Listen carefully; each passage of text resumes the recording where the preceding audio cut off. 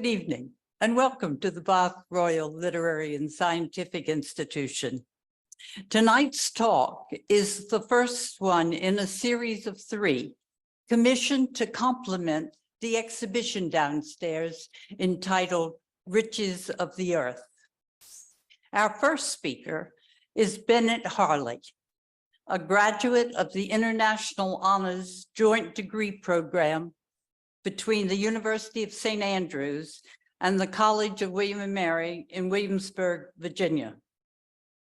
Bennett has held a number of internships with the Japan Society, the US State Department, the US Embassy in London, the US Department of Treasury, and has been consulting to the World Bank. His most recent position is as research assistant in world politics, applied history and strategy at the William and Mary Global Research Institute. His academic research has been published in the Monitor Journal of International Affairs and the Intersect, the Stanford Journal of Science, Technology, and Society. His talk tonight will highlight the importance of rare earth minerals, and Bennett will help us understand the current situation and what might be done to ensure that the transition to a greener world will not be delayed because of lack of access to rare earth minerals. Can we please welcome Bennett Hawley?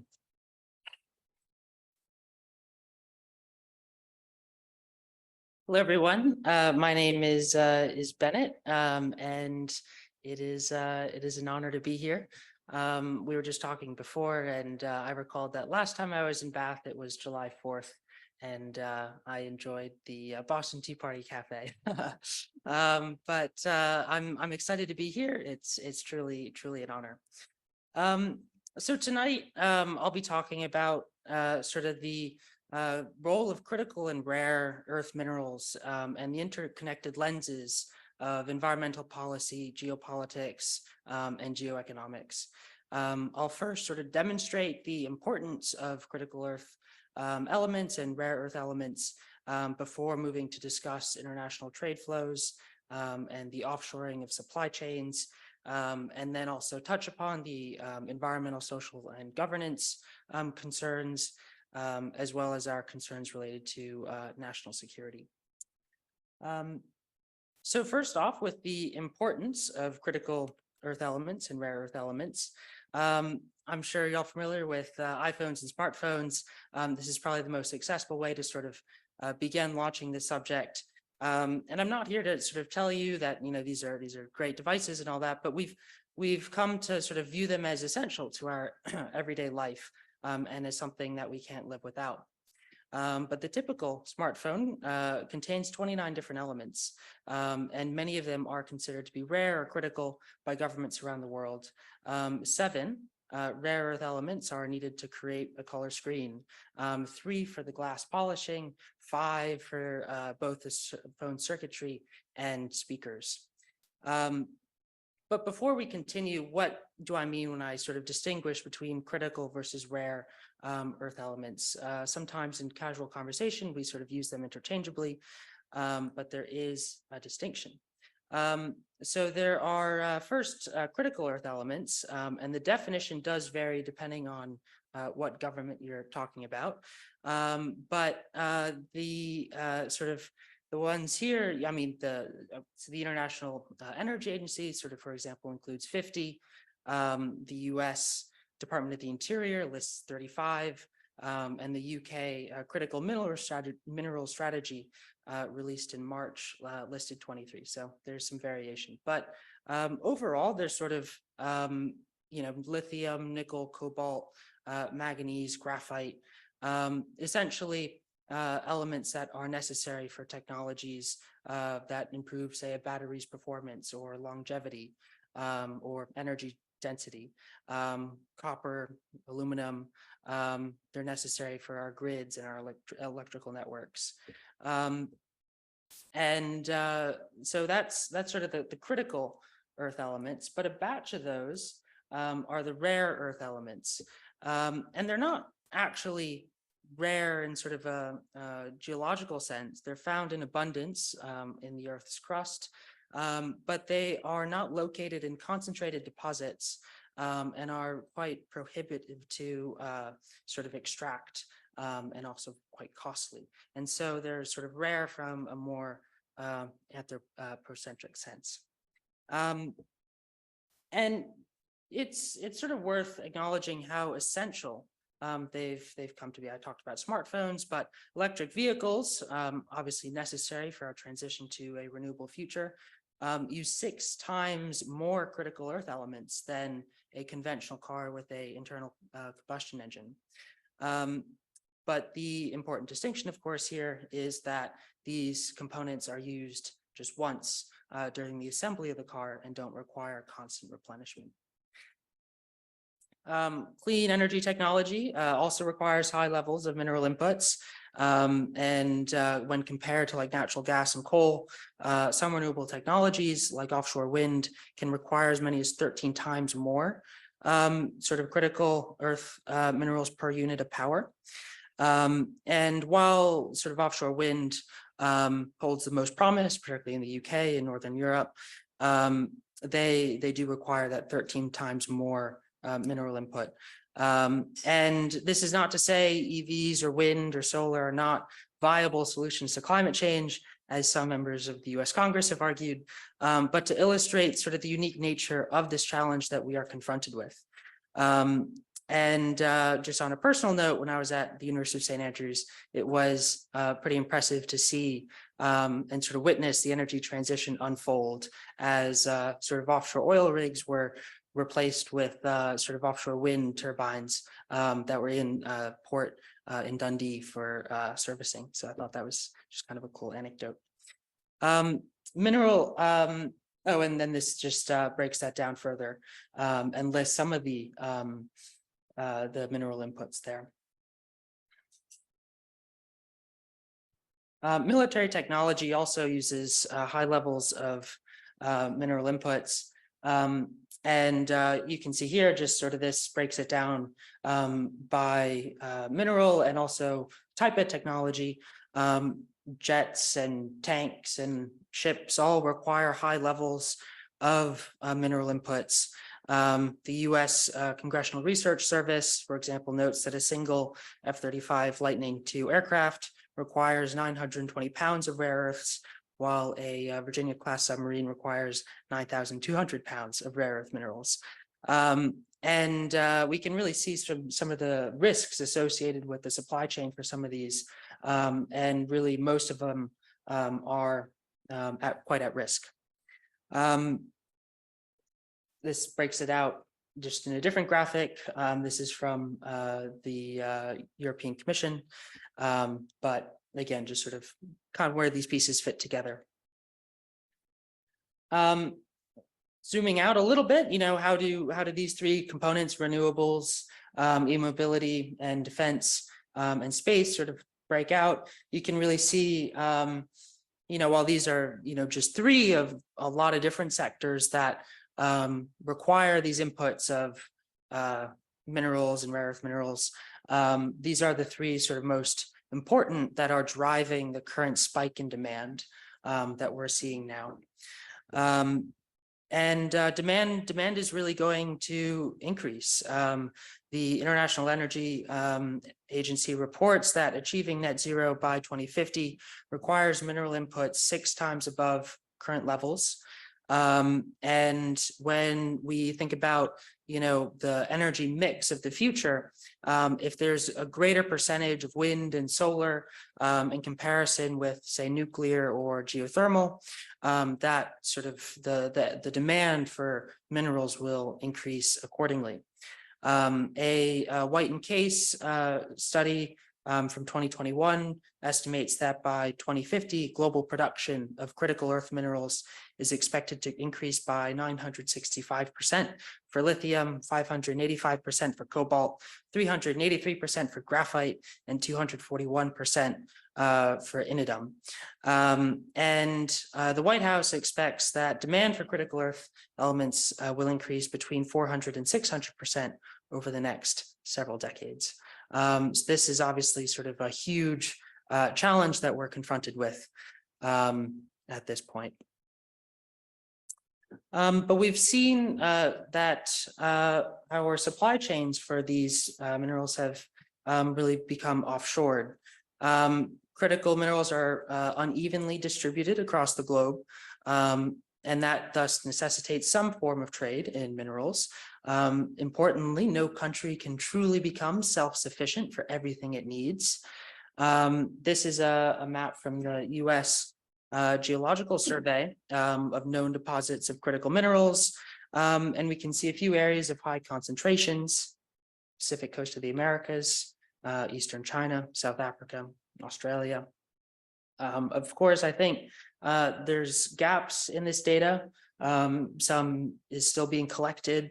And I think that explains part of sort of the distribution in Africa, Russia as well.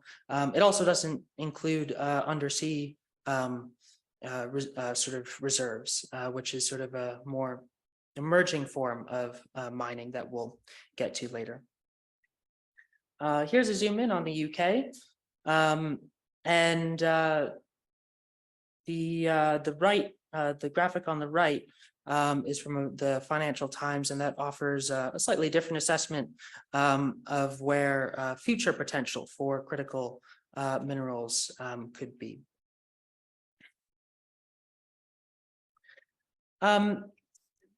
Now shifting gears towards sort of the environmental concerns. Mineral extraction scars entire landscapes, threatens species and biodiversity, and is very energy intensive. Declining core quality can lead to an increase in waste products. And if, say, like a tailings dam, which is sort of the byproduct, breaks, the damage to the surrounding environment can be quite catastrophic. Refining, for its part, is even more energy intensive and can produce significant amounts of radioactive waste. The mining sector writ large is thus a quite significant contributor to greenhouse gas emissions. One study found that Scope 1 and Scope 2 emissions, sort of understood as the emissions resulting from a firm's own activity, and the emissions resulting from the purchased power and sort of use of other energy services, alone account for between 4 and 7% of global emissions. And here are just a few photos from a couple of photographers that have tracked sort of the environmental impact of mining for a few decades now. And just the scale and magnitude of some of these operations are just quite striking.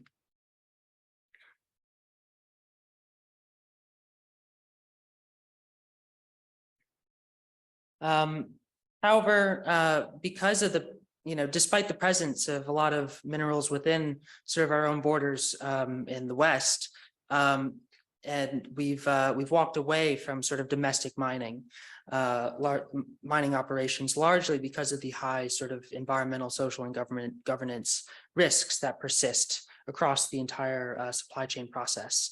And given that, the US, UK, and EU have sort of offshored a lot of these operations. And I was quite surprised to learn when I was first looking at this subject that the US only operates one REE mine, the Mountain Pass mine in California. And while it began operations in 1952, it closed down in 2002 after a toxic waste spill, and as competition from Chinese suppliers increased. After years of dormancy, it reopened in 2012, and impressively supplies 15% of the world's production of rare earth elements. But because the US does not have any domestic refining capacity, all of those elements are then shipped to China for refinement. And so the US is actually not producing any rare earth elements that can be fed directly into US industry, and thus remains pretty much completely dependent on imports of rare earth elements, 4/5 of which come from China. And this means that even if a country is sort of blessed with a lot of reserves of elements that are important and demanding for its industry, you actually need that refining capability as well. And this is just sort of another side note. The U.S. maintains a sort of strategic reserve of rare earth elements, critical earth elements, in a similar way to how countries maintain like a reserve of oil or things like that.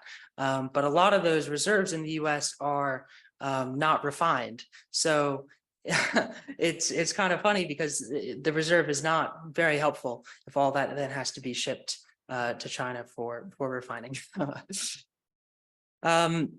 While the offshoring of mining and refining and manufacturing may have benefited the local environment here at home, the total costs have been far more significant due to the lower ESG standards maintained abroad.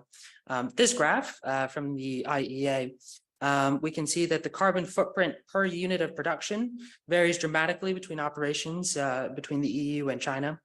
And this is, again, due to a different regulatory environment. But this sort of broader perspective gives rise to a number of sort of ethical questions regarding our offshoring of these supply chains.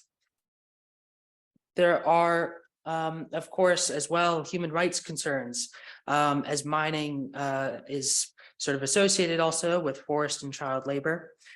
This itself is subject to an entirely separate presentation.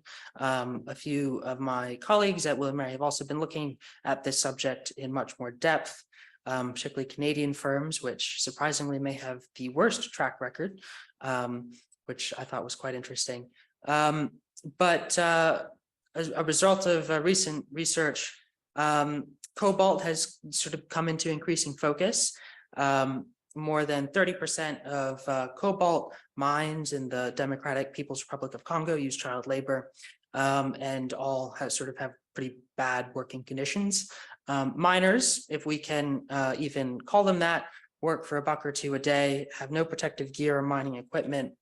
And given that mining has really taken over as one of the only major sources of employment, a fellow at the Harvard Kennedy School has called these cobalt mines akin to modern day slavery. Given that the DRC mines 70% of the world's cobalt, and most of that is then shipped to China, we really don't have a clean cobalt sort of supply chain. And given that, again, a lot of our devices, our EVs, our phones use cobalt, I mean, that is sort of an important thing that we really should be addressing. The same fellow, he says, we shouldn't be transitioning to the use of electric vehicles at the cost of the people and the environment of one of the most downtrodden and impoverished corners of the world. The bottom of the supply chain, where almost all the world's cobalt is coming from, is, quote, a horror show.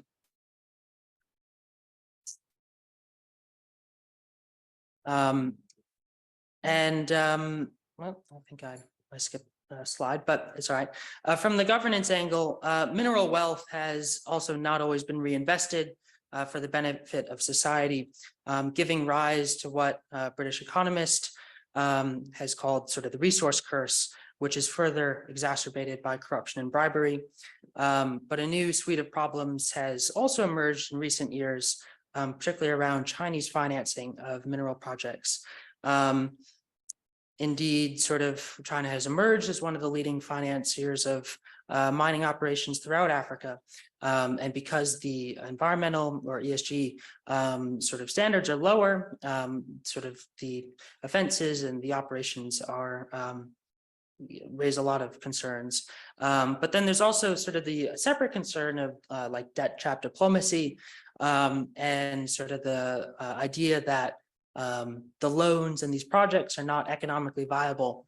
And the way China is able to sort of exact a return from these investments is through sort of minerals and sort of direct access to those minerals.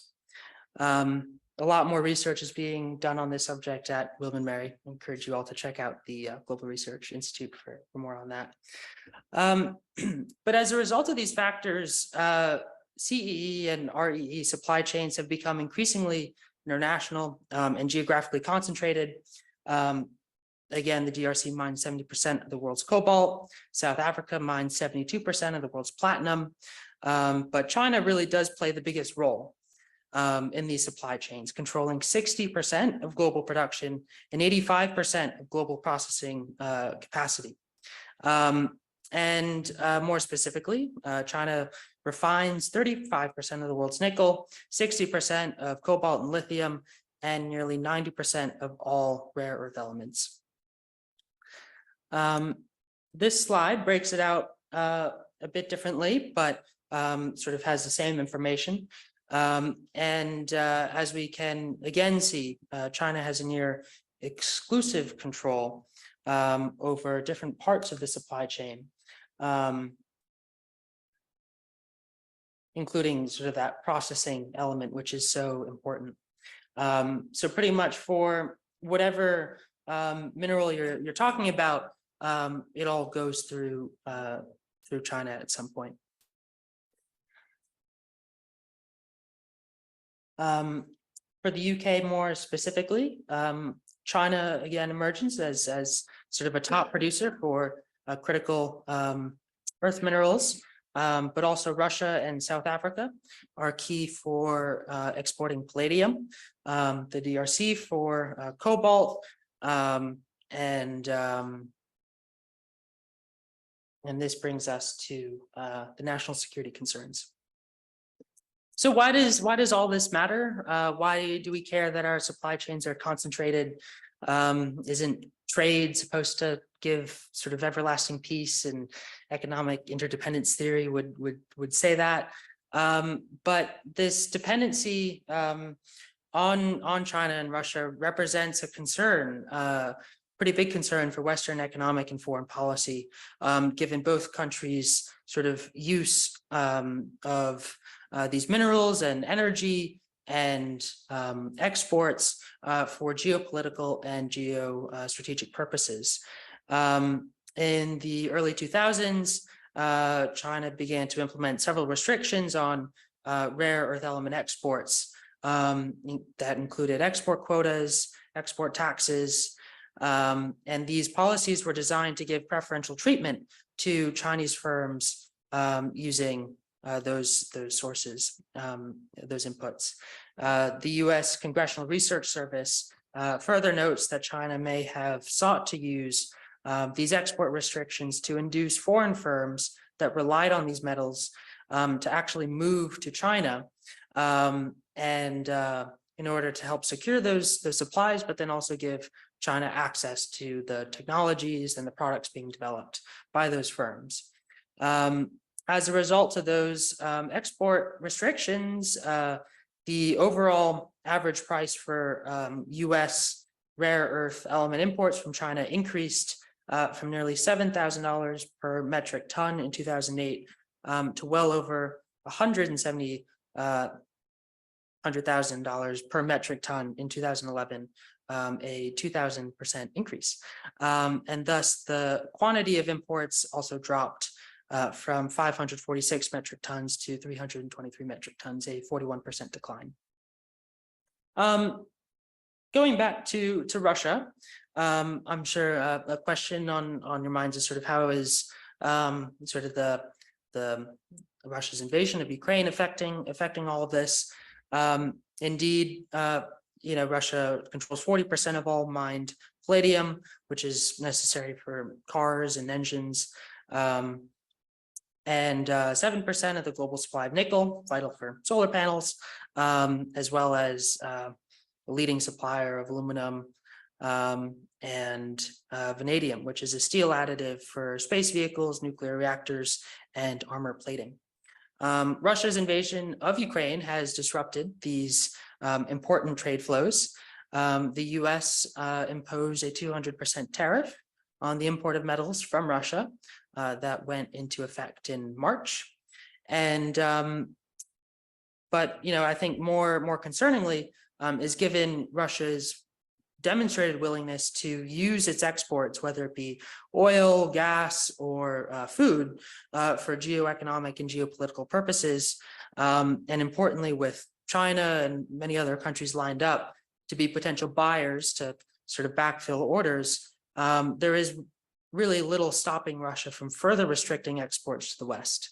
And as such, automakers and other firms have been left to scramble to find new sources. But it will, of course, take considerable time before alternative production sites sort of become operational. Beyond price controls, this slide is showing the 2010 Senkaku Islands dispute, which offers sort of another cautionary tale. This dispute led China to suspend the export of critical earth elements and rare earth elements to Japan for just 59 days. But given Japan's dependency on Chinese exports, Japanese firms were heavily affected, with the price of rare earth oxides increasing between 60 and 350%, depending on the material.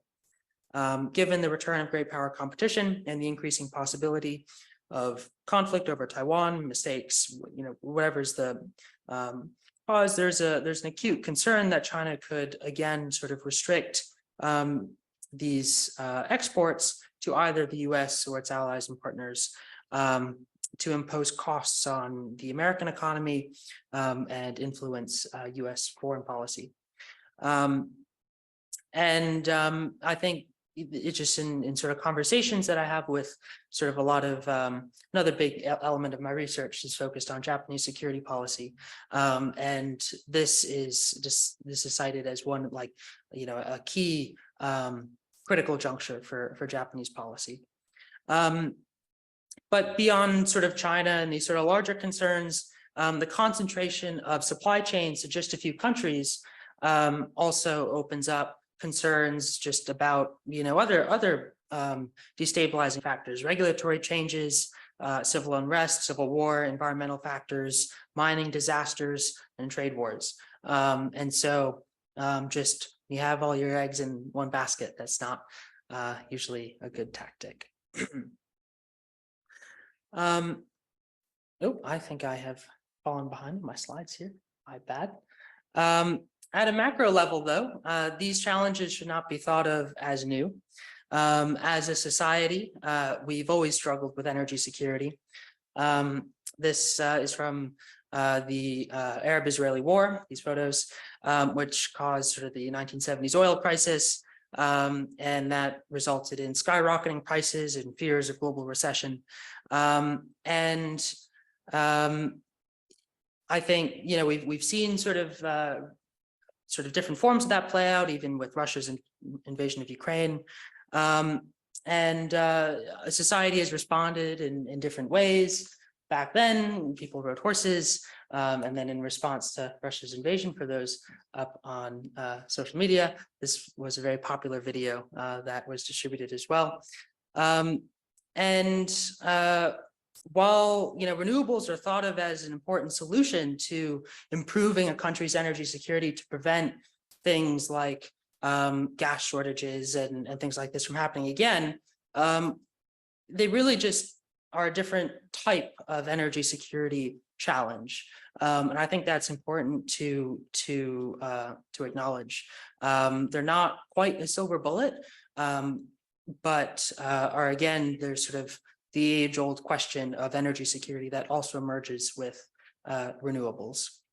And while I talked about sort of tanks and planes and submarines, that isn't really the core issue when it comes to these national security questions.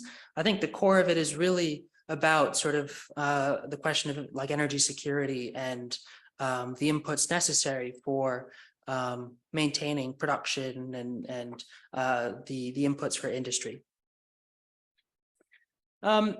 In response, governments have laid out a bunch of different strategies to secure their supplies of critical and rare earth elements necessary for their industry. In the US, the CHIPS Act and Inflation Reduction Act, the US has now invested heavily in building out all elements of its critical and rare earth element supply chains.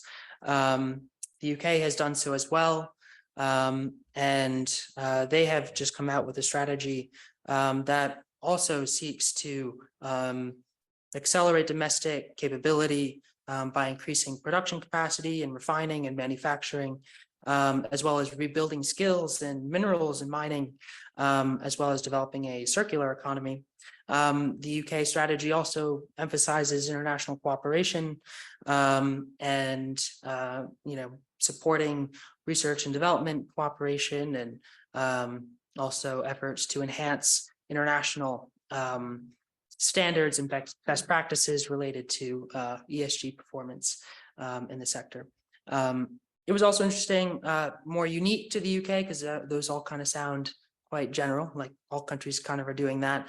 The government wants to make London an epicenter of critical minerals finance, which I thought was interesting. I think find my spot here. I think the other element too is cooperation amongst members of the Quad, that is the US, Japan, India, and Australia. Though there's a lot of sort of more security focus, like joint drills and things like that, there's also a big focus on sort of economic and supply chain resiliency. They cooperated during the pandemic, for example, on COVID supply chain resiliency. But there is efforts there to also share technology and supply chains, again, recognizing that the goal of like true because of the distribution of minerals and processing, and you can't really have self-sufficiency, and you do need international cooperation. And then also Japan, I thought I'd highlight a little bit as well, because it recognized these concerns about minerals and energy security, as well as sort of the challenges of trade with China back in 2010, maybe like a decade before the US or a lot of different parts of the world sort of woke up to the China challenge or whatever.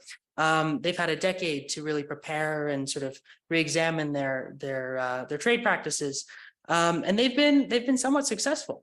There's been a pretty coherent cross-government industry effort to diversify Japan's rare earth supply chains away from China. Back in 2011, Japan got 90% of its rare earth mineral imports from China.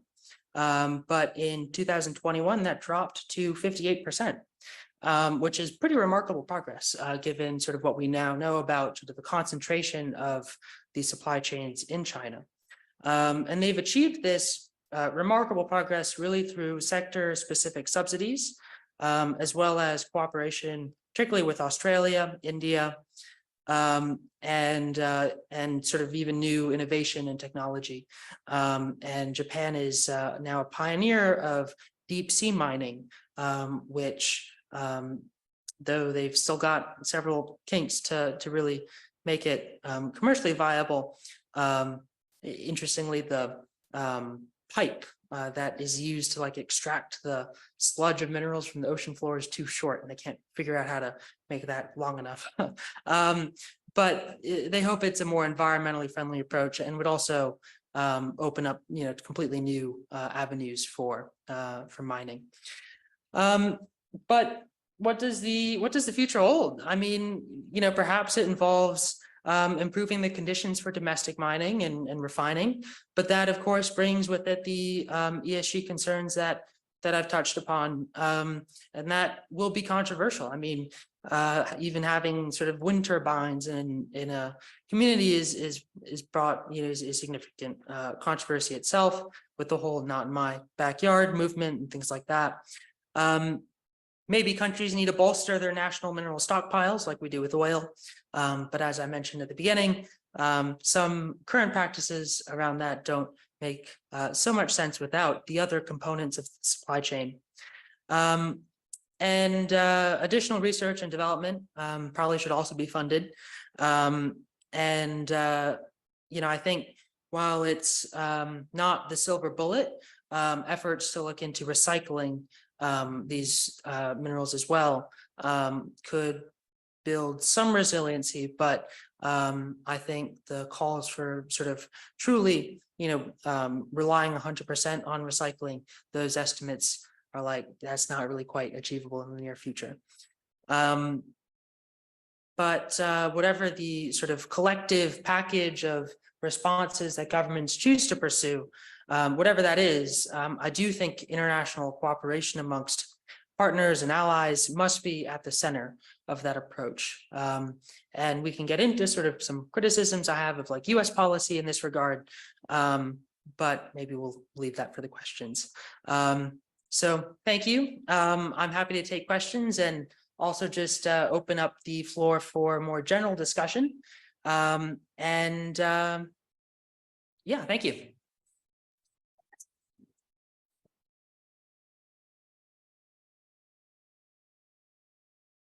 Well, thank you, Bennett, for laying out the dilemma that we might be all facing.